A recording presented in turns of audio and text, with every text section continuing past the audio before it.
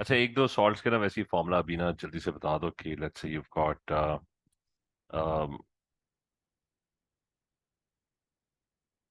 क्या हो सकता है, निकल to phosphate.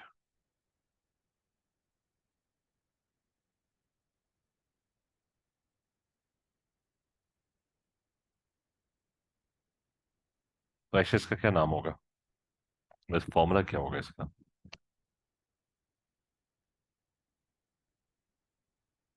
Ni3 and then PO4 ठीक है, and bracket 2.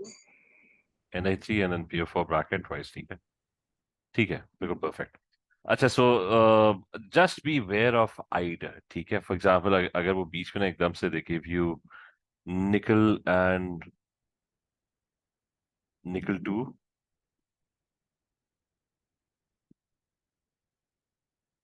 फॉस्फाइड, ठीक है। तो निकल तो obviously is two plus, right? मुझे तो what is phosphide? PO3 and then charged with 3 minus. नहीं, पीओ थ्री, नहीं नहीं, ये मैं कह रहा हूँ, ये जो आईडीई है ना, this IDE, that is just phosphorus with a charge of three minus. Is that clear?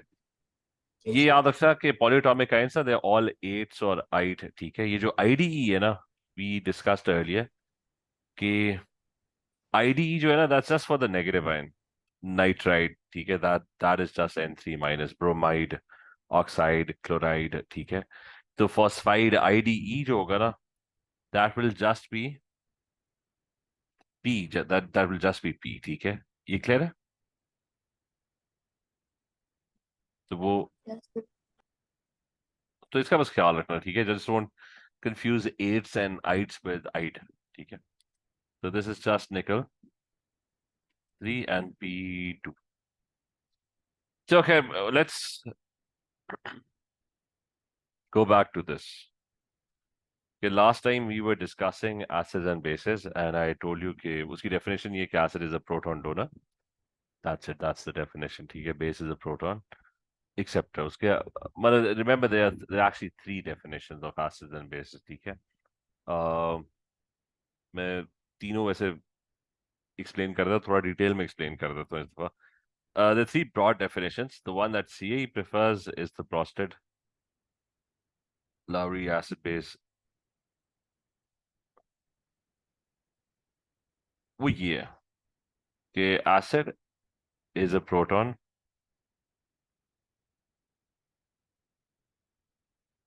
donor and base is a proton, is a proton acceptor।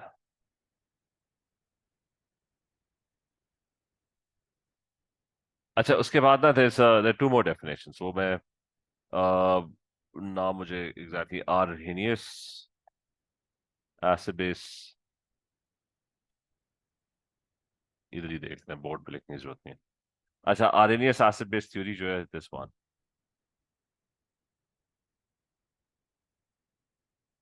अच्छा, यहाँ पे वैसे ही, अच्छा, आर्हेनियस acid base थ्योरी जो है ना, दैट्स दिस कि an acid is a proton donor, यानी it produces H plus one ions, and bases are that produce OH ions, ठीक है।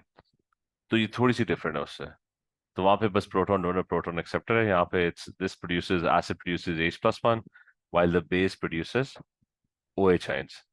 और फिर एक थर्ड भी है विच इज, थर्ड वाली कौन सी है, लुईस एसिड बेस थ्योरी, ठीक है।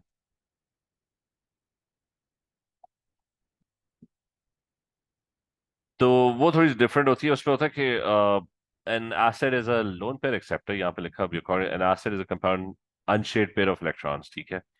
तो क्या है कि वो इलेक्ट्रॉन्स को एक्सेप्ट करता है और बेस जो है ना वो इलेक्ट्रॉन्स डोनेट करती है, ठीक है। तो three completely different versions.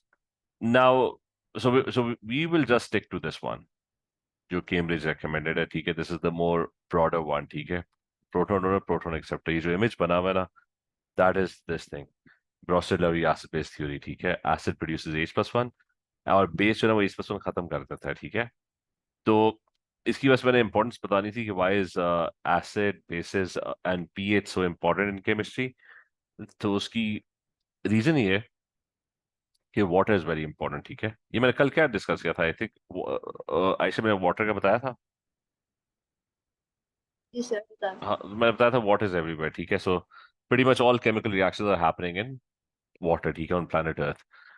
Water makes enables reactions, ठीक है, वरना ए और बी जो ना है वो कभी मिलते ही ना, ठीक है. सो what water does is कि वो उनको मूव कराता है, and so they are able to meet each other. A ने इलेक्ट्रॉन लूज करने हैं, बी ने इलेक्ट्रॉन गेन करने हैं, उन्होंने शेयर करना है, उन्होंने कुछ भी करना है, ठीक है. Unless they don't meet, they don't collide, no reaction would be possible. So water makes that happen, ठीक है. तो मैंने एक्सप्लेन किया था कि sir since water is everywhere in our cells, blood is water, हर जगह वाटर, ठीक है, प्लांट्स के अंदर वाटर है, जमीन को खोदो उसके अंदर से वाटर निकल आता है, ठीक है. So water is everywhere. Water नहीं होगा जहाँ पे there is no chemistry happening at that particular place. तो वाटर का ये कि water is not just water. I told you कि अगर आपके पास you've got thousands of water molecules, then a few of them are going to break down and they will produce, वो कौन सा आयंस प्रोड्यूस करेंगे? They're going to produce H+1 and OH-1 ions, ठीक है. और वो दोनों ना इक्वल क्वांटिटी में प्रोड्यूस होते हैं. So if one water molecule breaks down, it will produce one H+1 and one OH-1. अगर 50 water molecules break down, then that will mean 50 H+1, 50 OH ions. So that means कि in normal water, the quantity of H+1 and the quantity of OH ions, that's equal, ठीक है. इसको कहते हैं neutral. पानी जो है ना वो न्यूट्रल है. दिस इज कॉल्ड pH 7, ठीक है. ये क्लियर है कि pH 7 का क्या मतलब है? Is this clear? अच्छा, क्लियर है. Yes, sir. अच्छा, अब इस पानी के अंदर ना what if I add a molecule that is an acid. Let's say ये जो मॉलिक्यूल है ना ये एसिड है. तो एसिड क्या करेगा? Acid is a molecule that starts producing और गिव्स ऑफ H+1 आयंस. तो एकदम से पानी में कौन सा आयन ज्यादा हो जाएंगे? Your H+1 ion quantity will start going up. तो जब आप एसिड ऐड करते हो ना तो the water is going to have more H+1 and fewer OH ions. तो acid जो होता है ना, it makes the water acidic. This is called acidic, that the water is acidic. और pH जो होगा वो क्या होगा? वो less than 7 होगा, ठीक है. जितना less than 7 है ना उतना strong acid है. उसका मतलब है कि there's even more H+1 and less OH ions, ठीक है. और vice versa अगर आप base ऐड कर दो, base क्या करता है? base जो है it reduces, मतलब तो अगर let's say ये circle जो है ना that's a base, तो बेस सारे H+1 ions रिमूव कर देगा, ठीक है. So by default your OH ions are going to go up क्योंकि H+1 ions सारे बेस जो है ना वो कंज्यूम किए जा रहे हैं. तो in this case the water is going to have more OH ions and it will have fewer H+1 ions, ठीक है. तो आप कहते हो कि आपका जो पानी है ना that's it has become basic and the pH is going to go up. pH एक क्वांटिटी, एक नंबर है, वो मेजर कर रहा होता है, वो बता रहा होता है कि so it's going to become greater than 7, ठीक है. तो जस्ट रिमेंबर कि इस सारे का मतलब क्या है कि neutral and acidic and basic. और रिमेंबर ये इंपॉर्टेंट क्यों है? क्योंकि ये इंपॉर्टेंट इसलिए कि सारे रिएक्शंस पानी में हो रहे हैं. तो आपके पास 3 टाइप के पानी होंगे. It's either going to be neutral और it's going to have more H+1 ions, so that means the water is acidic, और it's going to have more OH ions, उसका मतलब है वाटर इज बेसिक, ठीक है. तो मुझे बताओ कि ह्यूमन बॉडी में लेट्स से ये कहाँ पे होता है? इस तरह की कंडीशंस कहाँ पे होती है जहाँ पे जो सोल्यूशन है दैट्स वेरी एसिडिक या वाटर इज वेरी एसिडिक? ठीक है, स्टमक है, ठीक है. तो उसका मतलब स्टमक के अंदर ना सिचुएशन है कि there is a lot of H+1 ions being produced, right. अच्छा, फिर बेसिक स्टमक का pH जो होता है ना वो काफी एसिडिक होता है. उसको गूगल कर लेते हैं, स्टमक pH.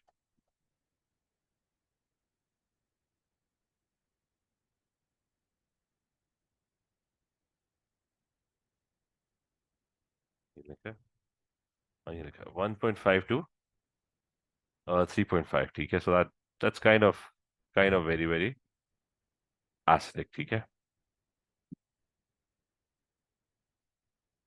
तो अच्छा, बेसिक कहाँ पे होता है? बेसिक का आइडिया नहीं होगा. आई थिंक बेसिक जो है ना that's blood is slightly basic.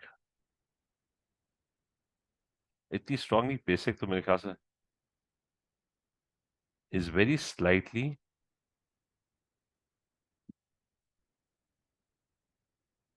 अच्छा it's very slightly basic. तो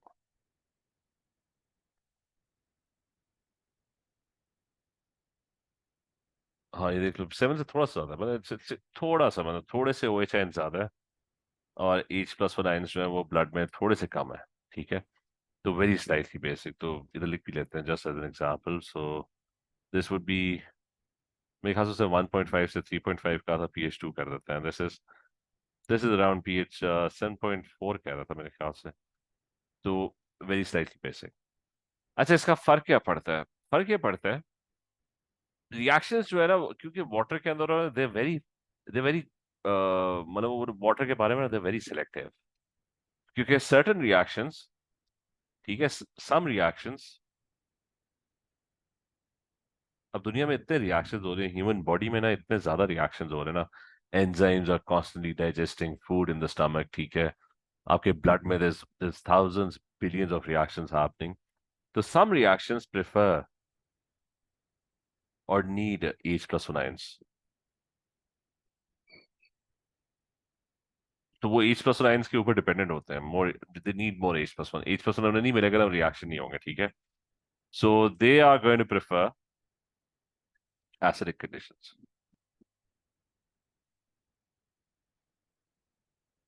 अच्छा और फिर some reactions they prefer or need they would need more OH ions so they would prefer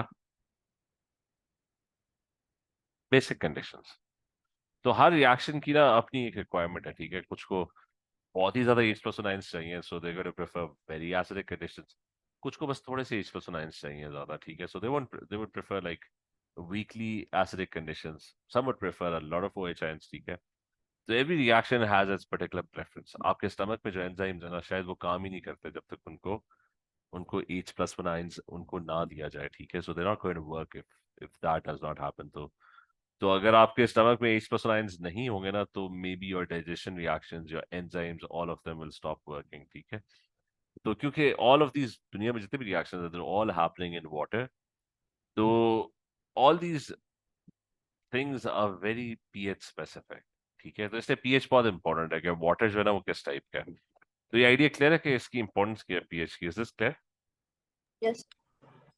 ठीक है इवन प्लांट्स है ना ठीक है मतलब let's say different crops and pH PhD programmes आ गए पीएच लेवल सॉइल वैसी अगर शायद कोई